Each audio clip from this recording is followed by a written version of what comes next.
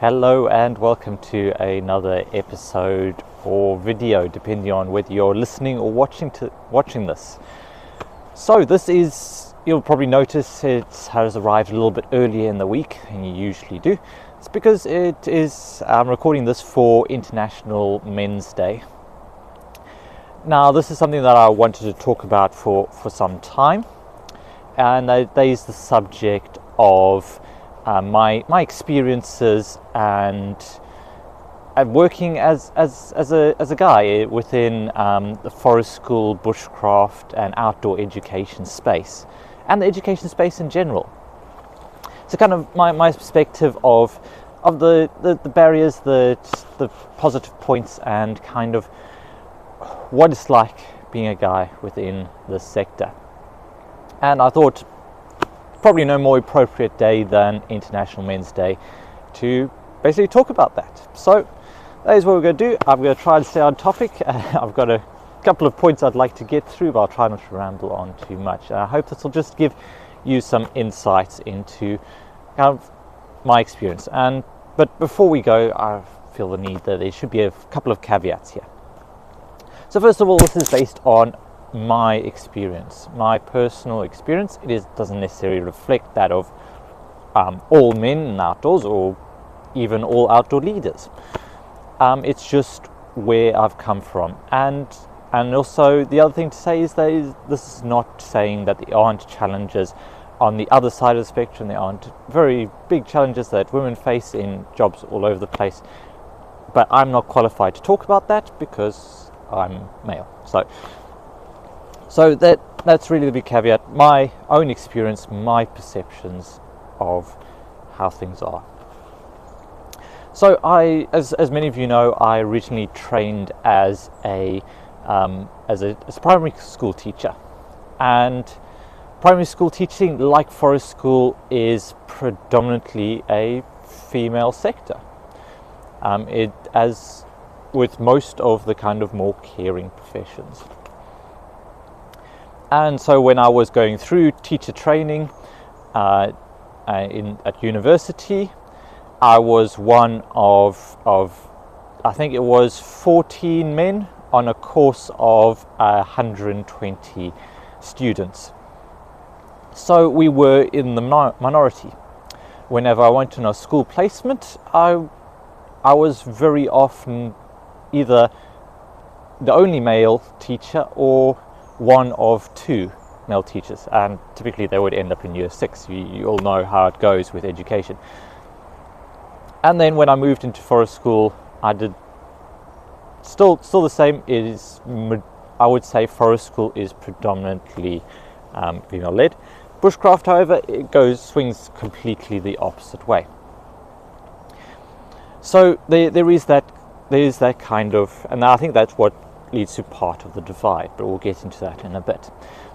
So my experience coming through there as a guy in a predominantly female workforce and sector was interesting, to say the least.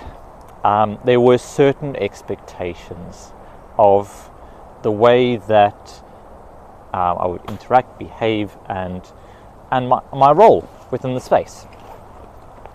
And I've worked with some fantastic people, but there have certainly been some challenges. First of all, it's challenges around my own masculinity, because it's when you are in a space that is predominantly occupied by another gender, there is pressure to conform and to stick, to kind of become part of that. And as a guy, that means a lot of times suppressing yourself. So reining back on for things like, I don't know, problem solving, being more willing to take risks, being more adventurous. This, like I say, caveat right at the start, I'm talking in generalistics. There are exceptions on all sides of the spectrum. Just talking in general and in my own experience.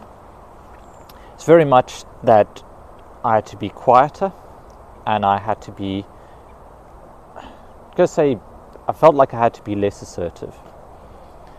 And I know this is an correction, because what we really want is less aggressive, and I agree aggression doesn't have a place there. But it's this kind of softening and the pressure to have fantastic handwriting, to be able to multitask on many things, to really be able to do anything and everything, and also keep your voice down so you don't drown out other people. And that is valuable as well, but it's a very academic space. It's very much sit down and work, and it doesn't have very much of that kinesthetic outlet and the physical aspect that I now so enjoy of working here. So when I left the education sector, I left feeling like I was inadequate as a teacher, because I didn't fit into the idea of how school systems speak. Massive part of that is, of course, the way the education system is run, the policies, the procedures, and everything else. And it has nothing to do with a gender split at all. But gender was a component with it. I was expected to do things that didn't work for my personality and didn't work with my innate way of being. So I left feeling inadequate, feeling like I wasn't suited to be a teacher at all. And it took me a while and a lot of processing to then come to the conclusion that I'm good at a teacher, I'm just not good at teaching in a classroom. I can teach out here, I can do fantastic things outdoors where it's the space is more open, we can have more free play, we can take more risks, we can be more adventurous, we can wing it more. That all suited me much better, and I'm enjoying this space more. But there's those self-same pressures, the pressures to not be too loud a voice, and to kind of call back your rein in your masculinity. Of course, that the polar opposite happens in bushcraft. Is very much a man's game still, and there are some fantastic female bushcrafters out there and doing some amazing work, but majority of the bushcraft sector is still driven by men, and it's a very different space. It's very practical, skill based, whereas you'll see it within forest schools. When you look at any forest school Facebook page, the things you will predominantly see: free play and outdoor crafts. You won't see as much of an emphasis on tools, fire, knots, all of that kind of stuff, which I tend to bring in, and I think I do very well. So this is really where the reason why I think we don't get very many men in forest school or in education is partly the system is designed and partly run by women, and it creates a different atmosphere and a different space, one that sometimes I don't feel welcome in. And I'm not alone in this. There are men who've talked to me about similar things. And we see that split, where men in the outdoor space go into bushcraft and adventure, and women go into forest school and outdoor learning and the wildlife trust, whatever. And one of the reasons is that split in the terms of how practical activity is. Now, of course, we know that there is a massive practical element to forest school if you choose to put it in there. But the overall public image is forest school is for playing and for crafts. Bushcraft is for boys and men, and it's practical skills. Whereas really what we want to really, those two could mesh and overlap a whole lot more. And just the same reason why we could do with more men in the primary school system, we're acting as role models and being there for the boys and the girls within classroom, so too we could do with more men in forest school. And we could also, at the same time, do with more women in bushcraft. As I said, there's some people doing stellar work. IOL PPG group is championing this. They're really doing fundamentally well. And it's fantastic to get other perspectives on things. And I learn so much every time I hang out with people of both both genders within bushcraft. So first, there's a component to the reason why men don't tend to go. The other component has to do with income. So as a man, you, for better or worse, there's a cultural component that says your value is dependent on how much you can earn. And even if we still talk about being equal split and everything else, we are judged by our fellow men as a provider. Do we provide for a family? Do we provide an income? And our basis for our own self-esteem is often foundational on that ability to earn at least enough to look after a family. And as a result, a lot of men, a lot of fathers choose jobs and careers that will advance them financially but won't necessarily fulfill the soul. They won't necessarily be something that they're passionate about. And I see that time and time again. And the sector that we're working in, the outdoor sector, I talk a lot about this. This is the reason why I talk a lot about income and outdoors. Is for me, the plan is for my wife to be a stay-at-home mother, so there's that income pressure from that, but there's also the societal income pressure that my value as a person is dependent on the income that I can bring in. And that offers that pressure is underlying there. And this is where we also see bushcrafters, from what I see in general, earn more than forest school leaders. And part of that is because to maintain that confidence and self-esteem and everything else, men have more pressure to raise their prices, to keep prices high, to make a living out of it. Whereas that pressure isn't necessarily as present. Still there to a lesser extent, but not fundamentally culturally there to the extent.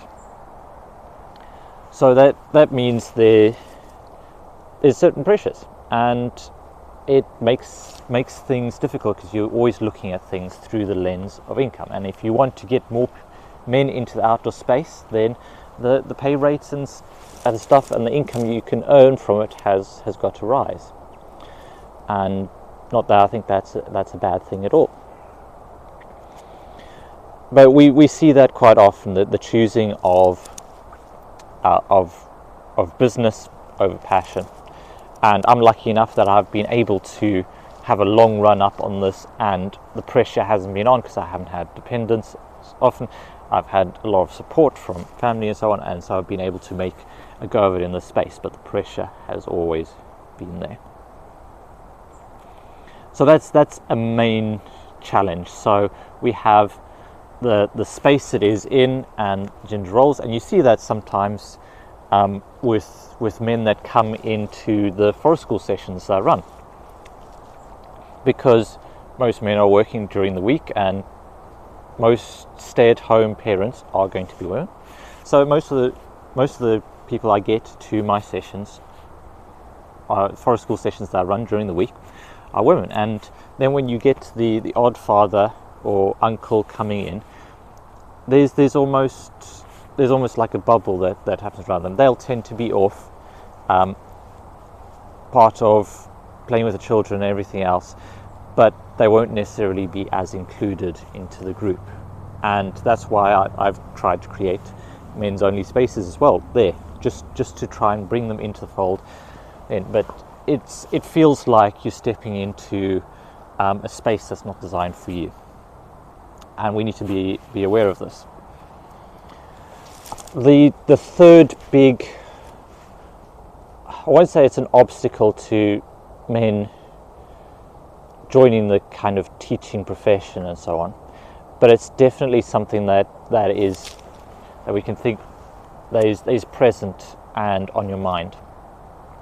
And it's a difficult one to talk about, and that is generally the perception, the cultural perception, the cultural undertone, the feeling that there's something wrong if a man is working with children.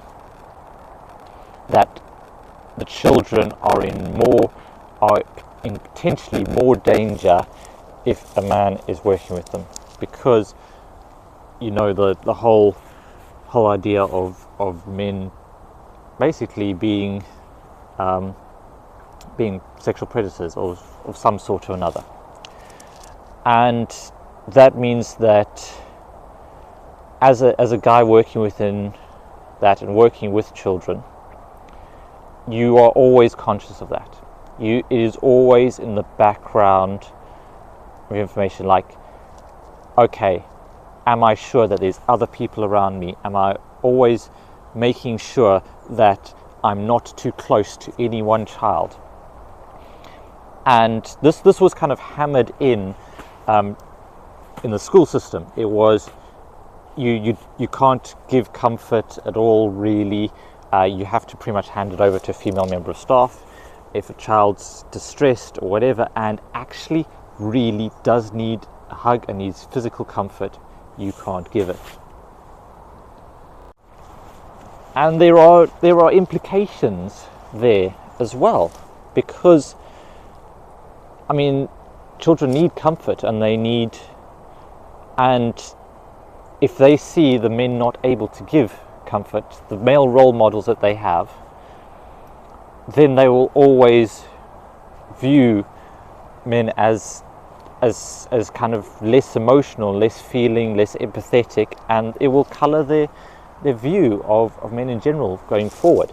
But it's also not being able to provide that reassurance when it's needed, that connection that comes through bonding. Even between men, there's a whole taboo around physical contact. It's starting to break through in little bits and pieces. But there's time where, a lot of men go for, I don't know whether women are actually aware of this, but a lot of men will go through years without proper physical contact, beyond a handshake here and there, like not a hug or anything. And a lot of boys, once they get to a certain age, that happens as well. And when I learnt about this and when I experienced it myself, I stepped into it and immediately started becoming more open to making sure, just every time I meet someone, just like a handshake, if I know them really well, give them a hug, anything else. And I'm seeing that this culture start to shift and change.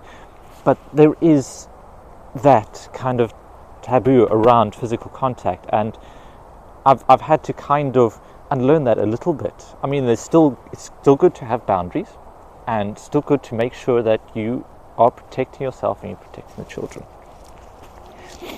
But to that little boy that I'm working with, that has done something amazing, and a pat on the head or a pat on the back, and that physical contact, and that kind of giving of reassurance and celebration of achievement is so incredibly valuable, and it makes that child's day. And that is really a fantastic thing to happen. But I kind of had to work through it, and it still affects my practice now.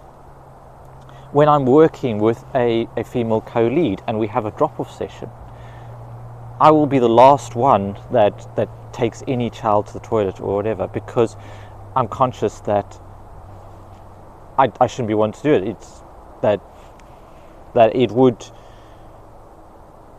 if something were to go wrong, it's just this overall perception that I can't be the one to take all of the children to the toilet, or someone needs to take them up the hill and the bathroom. It's got to be someone else, someone who's female. And that pressure and that thought that I can't be alone even for a second with any girl whatsoever is there and is present, and it affects the way I interact with people. As I said, there is a need for proper boundaries and making sure it keeps people safe, but we are also at some extent cutting off personal connection. and being able to connect and communicate and everything else. And it's a barrier as well. It's a barrier as well. So shifting gears.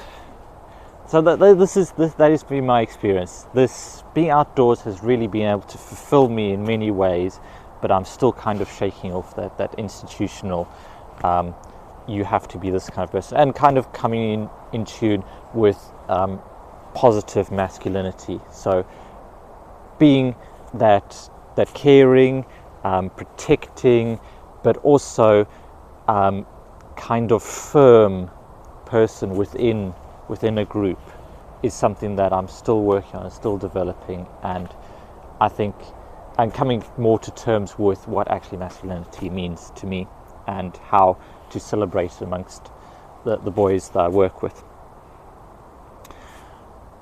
But there's opportunities. Becoming more aware of this is important, and being more aware allows us to do more. So, as mentioned, one of the things is providing spaces for men and fathers as well. There are a lot of women's spaces out there, and they are doing fantastic work. But there's very little that is happening for men's side of things. And truth is, we have a very different lived-in experience, and we have in some ways, different needs to be met, and different atmospheres. And we will often shut ourselves down if we're in a certain space, if we're not able to relax, if we're not all around the same agenda. So one of the things was I introduced a father and child event, and it went really, really well. So it was just to bring those fathers in, the ones that have always stayed at the edge of the forest school circle, that have always kind of been isolated within sessions, to design a session specifically for them. And I've been a part of a men's group for many years, for 3-4 years now, and that has also been really valuable. The creation of those spaces where men can talk in a way that helps them solve problems, helps navigate things, and talking with other men who have the same perspective, who have the same lived experience, who can actually relate to it in ways. Because I have a lot of empathy for the women around me and women in general, but I can't understand them the same way that another woman can. It's just not physically possible, because we haven't lived in the same body. And it's the same thing for men. There's a need to be around people that understand dealing with anger issues, understand what it feels like to be physically stronger, but yet having to control yourself almost constantly, to kind of holding yourself back in certain spaces because you're worried about overwhelming it, and kind of missing a core of yourself just because this is the way society wants you to behave. So creating men's spaces, absolutely valuable, and having women's spaces alongside, really good, and an opportunity to celebrate differences and have perspective, and then have somewhere in the middle mixed spaces where we can come together and we can share information, and we can share experiences, and then we can move together as people. But I can fundamentally say, beyond the income, this has been the best. The move to the outdoors has been the best for my soul, and has helped me change a lot as a person, positively. Once I got out of the education system, I was able to come into my own and become my own person. And we've got to think about what things look like for boys within the education system. And we need more male forest school leaders, as I said, to provide these experiences, particularly for the older children. There's the early years, it's easy, there's a lot of overlap between the activities they like, but really to engage the older children, particularly the boys, but girls as well, a focus on practical skills, I think is really good to have, and bringing masculine energy sometimes to those sessions is to any space is really valuable. I know some amazing men, and in this way I want to say thank you to all the amazing men in my life. They have helped me develop as a human being and develop as a man, and to all of those men who are still struggling with a lot of these things, you are not alone. So anyway, I'm going to call it there. Thank you so much for watching and listening. Remember to make the most of every day. Hope this has got you thinking. I'll see you all next time.